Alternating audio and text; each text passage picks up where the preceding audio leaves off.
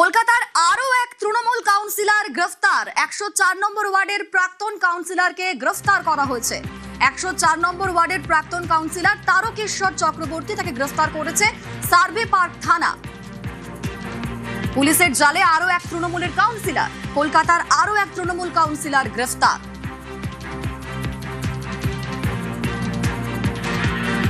উনি বিভিন্নভাবে একটা জাল বিস্তার করেছেন। শোভন চ্যাটার্জি যখন মেয়র ছিল, শোভনের সাথে সখ্যতা বাড়িয়ে বড় 11 চেয়ারম্যান হয়ে বিস্তীর্ণ অঞ্চলে জাল বিস্তার করেছিলেন এবং বেআইনি ফ্ল্যাট থেকে আরম্ভ করে তার যে সাকরেত যারা ছিল কন্ট্রাক্টর, প্রমোটার, কর্পোরেশনের যে টাকা পয়সার বড় বড় অর্ডারগুলো নিয়েছে, কাজগুলো ঠিকমতো না করে সেই টাকাগুলো তারা বিভিন্ন জায়গা, যেমন পুকুর বাঁধানো থেকে আরম্ভ করে কোনো জায়গার স্বাস্থ্যকেন্দ্রের কাজ, বিভিন্নভাবে টাকা কাটমানি এবং এইসব চালু করেছেন। দেখতে গেলে খুবই ভদ্রলোক। রামকৃষ্ণ সারদার বাণী ছাড়া চলেন না উনি। ওনার দুইজন, এক হচ্ছে রাহুল ঘোষ আর দুই হচ্ছে বিট্টু, এদেরকে নিয়ে মহিলা কেস আছে। বেছে বেছে দেখতাম কম বয়সী মহিলাগুলোকে আসতো, এই মহিলাগুলোকে চাকরি দেবো, এই করব ওই করব। আর একটা জায়গা যে 2012-তে টেটে কিন্তু উনি 12 থেকে 14 জনকে যে চাকরি দিয়েছে, কেউ 7 নাম্বার পেয়েছে, কেউ 5 নাম্বার পেয়েছে, কেউ 11 নাম্বার পেয়েছে। এবং মিরাজুল বলে একটা ছেলে, আমি বলছি গড়ফার ওদিকে পেছনটাতে লোকনাথ মন্দিরের পেছনে ভাড়া থাকতো ছেলেটা, তাহলে কোনোই ছিল না, শুধুমাত্র এসছিল তারকদার সঙ্গে থাকতো, থেকে চাকরি পেয়ে এখন সে চলে গেছে বহরমপুর। আমাদের জলজান্ত লাইফটা, আমার ছেলে নেই, আমরা দুটো প্রাণী থাকি, কিন্তু আমাদের লাইফটা ও স্পয়েল করেছে। ও তো একটা দুশ্চরিত্র, নোংরা, প্রচুর নারী ঘটিত ব্যাপার। ইভেন আপনারা সাপুই পাড়ায় যান, আশিস সাপুইকে কি করেছে সবাই আপনাদের সাইলেন্টলি বলবে, সামনাসামনি কেউ বলতে পারবে না। ভয় ভয় ভয় ভয়। পরিবার আমাদের লাইফ স্পয়েল করে দিল। তারপরে ও 55 লাখ টাকার কাজ, না 50 to 55 লাখ হবে, সেই কাজগুলো থ্রেট দিয়ে তুই কি করে কাজ পাস দেখবো, তুই কি করে এখানে থাকিস দেখবো। ও কর্পোরেশনের কন্ট্রাক্টর, ওর পাওয়া কাজ, ওর টেন্ডার কাজ ও ছাড়তে বাধ্য হলো, ওকে এমন থ্রেট দিল। প্লাস ধ্রুপদের থেকে একবার টাকা চেয়েছিল। এই যে ধ্রুপদ নামে যে ব্যাপারটা, এখান থেকে কোটি কোটি টাকা এরা নিজেরা নয়ছয় করেছে। সঙ্গে আছে বাপি দত্ত। কমপ্লেন মেইনলি হচ্ছে ইলেকশন 2015 আমি ক্যান্ডিডেট ছিলাম ভারতীয় জনতা পার্টির। সেকেন্ড হাফের পর থেকেও গুন্ডামি শুরু করে, ত্রাস শুরু করে, বাইরের লোকজন সমেত সব নিয়ে বুথ এজেন্টদের বার করে করে মেরেছে। ইন্দিমিটা আমার বাড়িতে গাদা লোক ভিড় করে 10 জন মিলেও ঢুকেছে, আমার ঘরের দরজা ভেঙে তছনছ করেছে, লুটপাট করেছে, থ্রেট করেছে, খুন করার হুমকি দিয়েছে, সব করেছে। আমার মিসের গায়ে হাত অব্দি দিয়েছে। তারকেশ্বর চক্রবর্তী নিজে দীর্ঘদিন বাড়ি ছিলাম, তার পরবর্তীকালে আমি বাড়িতে আসতে পারি এবং আসি। প্রত্যেক ইলেকশনে একই জিনিস করেছে। 26-এর নির্বাচনে ভোটের দিন ভোট দিয়ে ফিরছি, আমাকে সুরত পার্কের মোড়ের ওখানটায় ধরে আমাকে বলছে 4 তারিখের পর তোর হিসাব হবে, এবার আর তোকে ছাড়বো না। আমি দেখলাম এবার কমপ্লেন না করলে নয়। বলছি, আমরা নিউজ 18 বাংলা থেকে এসেছিলাম। বাড়িতে আছেন? তারকেশ্বর বাবুর বাড়িতে কেউ আছেন?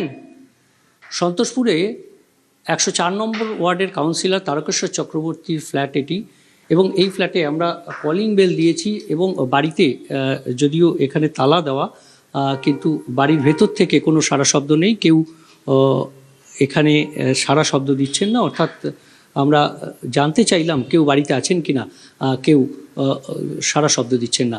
যদিও বিভিন্ন নির্বাচনোত্তর হিংসা থেকে শুরু করে বিভিন্ন ধারায় সার্ভে পার্ক থানায় কাউন্সিলর তারকেশ্বর চক্রবর্তীকে গ্রেপ্তার করা হয়েছে। ক্যামেরায় রাজীবের সঙ্গে বিশ্বজিৎ, নিউজ 18 বাংলা। রাজ্যে পালাবদলের পর থেকেই দেখা যাচ্ছে একের পর এক তৃণমূলের কাউন্সিলরকে গ্রেফতার করা হচ্ছে। সেই তালিকায় আরো এক সংযোজন, ধুলিয়ানে গ্রেফতার আরো এক তৃণমূল কাউন্সিলর, ধৃত 15 নম্বর ওয়ার্ডের কাউন্সিলর শরীফ শেখ। আমাদের সঙ্গে প্রণব রয়েছেন প্রতিনিধি। প্রণব, এই কাউন্সিলরের বিরুদ্ধে কি অভিযোগ, কেন গ্রেফতার? দেখো, ধুলিয়ান পুরসভার একাধিক কাউন্সিলর বিরুদ্ধে অভিযোগ ওঠে এবং এর আগে দেখা গিয়েছে যে রাজ্যে পালা বদলের পরেই এলাকার মানুষজন উত্তেজিত হয়ে একাধিক কাউন্সিলরের বাড়িতে ভাঙচুর করেছে এবং 2 জন কাউন্সিলরকে এর আগে গ্রেফতারও করেছে। তারপর কিন্তু আবার 15 নম্বর ওয়ার্ডের কাউন্সিলর শরীফ শেখকেও কিন্তু গতকাল রাত্রিবেলাতে গ্রেফতার করেছে। তার বিরুদ্ধে অভিযোগ, আবাস যোজনায় যে ঘর দেওয়া হয়েছে, সেই ঘর দেওয়ার বদলে তার গ্রামের উপভোক্তাদের সঙ্গে কিন্তু কাটমানি নেওয়া হয়েছে। এই অভিযোগে কিন্তু উত্তাল হয়েছিল, তার বাড়ির সামনে বিক্ষোভ দেখিয়েছিল। তারপরে কিন্তু ধুলিয়ান থানাতে তাই এই শরীফ শেখের নামে কিন্তু অভিযোগ করা হয়েছে হয়েছিল। তারপরে গতকাল রাত্রিবেলাতে ধুলিয়ান থানার পুলিশ তারা কিন্তু গিয়ে তাকে গ্রেপ্তার করেছে এবং তাকে পুলিশের নিজেদের হেফাজতে নিয়ে কতজনের সঙ্গে টাকা নিয়েছে এবং কার কার সঙ্গে টাকা নিয়েছে সেগুলো কিন্তু জানার চেষ্টা করছে শামসারগঞ্জ থানার পুলিশ। বেশ, ধন্যবাদ প্রণব।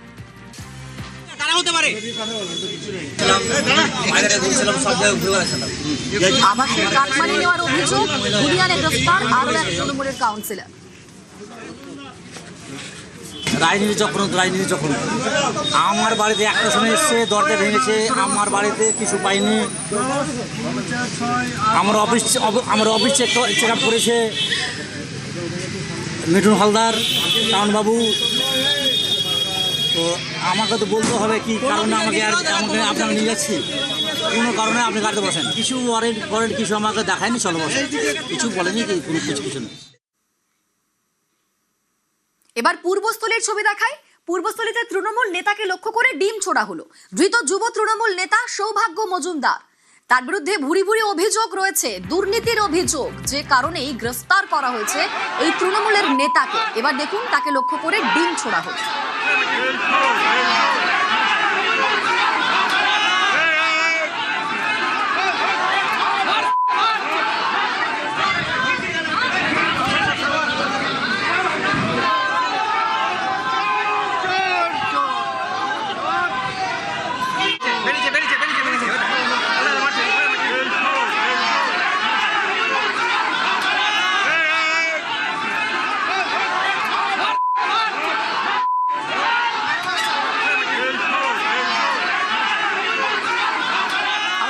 নবকুমার রয়েছেন প্রতিনিধি। নবকুমার, আমরা ছবি দেখলাম যে আদালত চত্বর থেকে বেরোনোর সময় একেবারে তাকে লক্ষ্য করে একের পর এক ডিম ছোড়া হলো।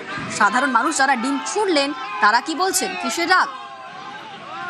দেখো, বিষয়টা হচ্ছে যে সৌভাগ্য মজুমদার যাকে ঘিরে এত বিক্ষোভ, এত কিছু সব মানুষের যে এতদিনকার একটা ঘৃণা সেটা ফুটে উঠেছে। কারণ উনি যে বিষয়টাকে নাদনঘাট থানা পুলিশ অ্যারেস্ট করেছে সেই কারণটা হচ্ছে সে লোকের কাছে টাকা তুলেছিল এবং প্রায় 10-15 লক্ষ টাকা তোলার অভিযোগে তাকে দেওয়া হয়েছে। কিন্তু এছাড়াও তার বিরুদ্ধে বহু মানুষের ক্ষোভ আছে, কারণ সে তৃণমূলের সময় একজন দাদাগিরির মতন বিভিন্ন জায়গায় সে কাজ করে গেছে। কারণ সেই যে এলাকার যে বিধায়ক স্বপন দেবনাথ, তিনি যে প্রাক্তন মন্ত্রী, তার ক্ষমতার বলিয়ানে সে নিজের ভাগ্নে হিসেবে সেখানে পরিচয় দিয়ে মানুষের ওপর যথেষ্ট অত্যাচার করেছে। সেই ক্ষোভের রাগ এবং ফুলে উঠেছে এবং যখন নাদনঘাট থানা থেকে তাকে বার করে নিয়ে এসে কালনা কোর্টে তোলা হয়, সেই সময় এলাকাবাসীরা ঘিরে তাকে বিলঘাতি করতে থাকে।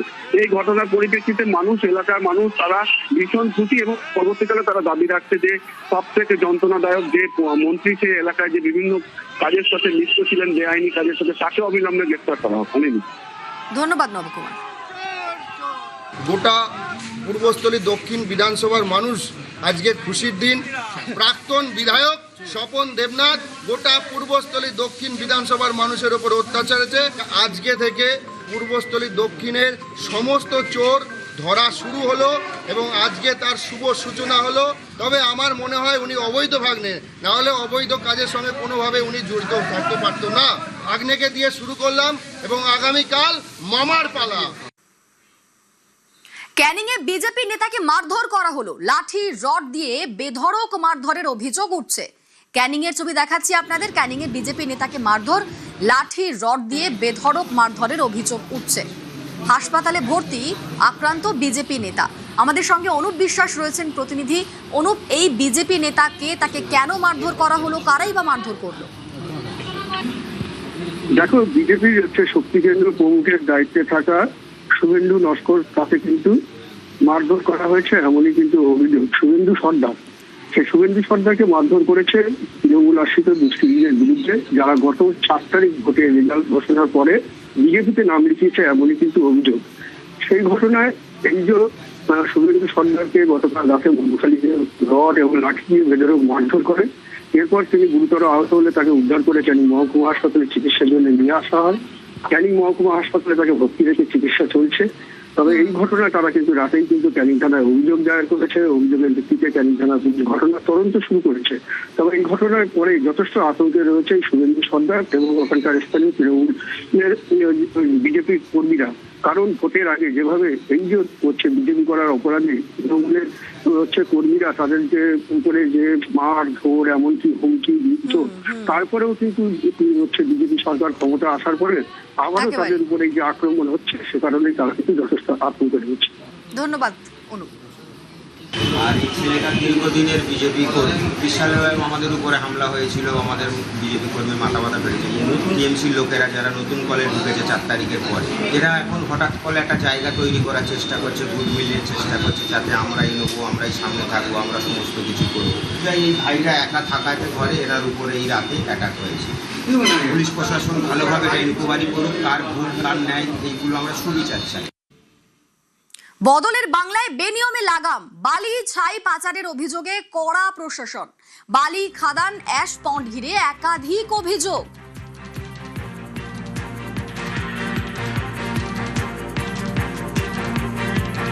কোলাঘাটে শেরে পাঞ্জাবের অপোজিট একটা জমি নিয়েছিলাম। এই খাদান থেকে বালি দিবে বলে আমার কাছ থেকে 27 লাখ টাকা কন্ট্রাক্ট করেছিল। ওখানকার কিছু জায়গাতে মানে 3টে দোকান ছিল, আর এই বালি ফেলে দিয়ে বলে 27 লক্ষ টাকা কন্ট্রাক্ট করে দিয়ে 17 লক্ষ টাকা নিয়ে নিয়ে কোনো বালি টালি ফেলে না। 1 বছর ধরে আমাকে ঘুরাচ্ছে। এই খাদান থেকে বালি দিয়ে বলে একদম খাদানে বালিও দিচ্ছে না, আর প্রায় আমাকে ঘুরাচ্ছে, বলছে হ্যাঁ বসবো মিটিং এ বসবো বলে ঘুরাচ্ছে আমাকে। আজ অব্দি কোনো আমার সুরা করছে না। আমি এতে এসে দেখলাম তো অনেক বালি আছে, তার মধ্যে আমার ফটো আছে, আমার এটা রাত্রিবেলা ফটো তুলে নিয়ে গেলাম। আর এখন দেখলাম বালি পুরা খালি হয়ে গেছে। আমাকে হুমকি দিয়েছে, বলছে এটা কিছু করার আছে করে নিবে। ও তখন টিএমসি নেতা, তো বলে আমি দেখে নেবো, আমি টিএমসি নেতা আজ দেখে নেবো। কোলাঘাটে সারপ্রাইজ ভিজিটে জেলা পরিষদ সভাধিপতি। পুলিশ প্রশাসনিক কর্তাদের নিয়ে বালি ও ছাই খাদানে হানা।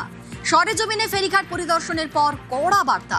সরকারি সম্পদ লুটপাট বরদাস্ত নয় বলে বার্তা। পাচার রুখতে কড়া পূর্ব মেদিনীপুর জেলা পরিষদ এবং আইনি ব্যবস্থার হুঁশিয়ারি জেলা পরিষদ সভাধিপতি। জেলার সব বালি খাদান থেকে নথি তলব করা হয়েছে। কিছু অসাধু ব্যবসায়ী তারা যে পরিমাণ টাকা সিও কাটছে তার অধিক পরিমাণ সেখান থেকে মাটি তারা বহন করছে, এবং এটার সঙ্গে একটা বিশেষ চক্র জড়িয়ে আছে বলে আমার কাছে খবর আছে। তাই আমি জেলা পরিষদের এই বালি খাদান ওরিয়েন্টেড সমস্ত ফাইল আমি চেয়ে পাঠিয়েছি, এবং সব জায়গাতে আমি নিজে ইনভেস্টিগেশন করব। সংশ্লিষ্ট ডিএলআরও সাহেব এবং সংশ্লিষ্ট এলাকায় যে ব্লকে যাব সেই ব্লকের বিএলআরওকে সঙ্গে নেব, পুলিশ প্রশাসনকে সঙ্গে নেব, নিয়ে গিয়ে দুর্বৃত্তান্তকে চিহ্নিতকরণ করে সরকারের পক্ষে যা যা করা উচিত তাই করব। কোথাও আজকের পর থেকে আর দুর্নীতি করা যাবে না। যে তৃণমূল নেতার বিরুদ্ধে অভিযোগ, তিনি অবশ্য সমস্ত অভিযোগ অস্বীকার করছেন। তমলুকে আমার একটা সরকারি লিগেলভাবেই আমি কাজ করছি, গভর্নমেন্টকে রেভিনিউ দিয়ে। তো কোনো কারণে আমার কাছে একটা নাসিরউদ্দিন বলে একটা টাকা পয়সা পায় মতির ব্যাপারটা নিয়ে। মতি আমার সঙ্গে কাজ করে, টাকা পয়সার ব্যাপারটা আমি তো জানতাম না, আমি জানলাম। আমি বিষয়টা দেখে বিস্তারিত ওটা মিটমাট করার চেষ্টা করব। আমি কোনো অবৈধ কাজ করছি না, গভর্নমেন্ট রুলস মেনেই আমি কাজ করছি।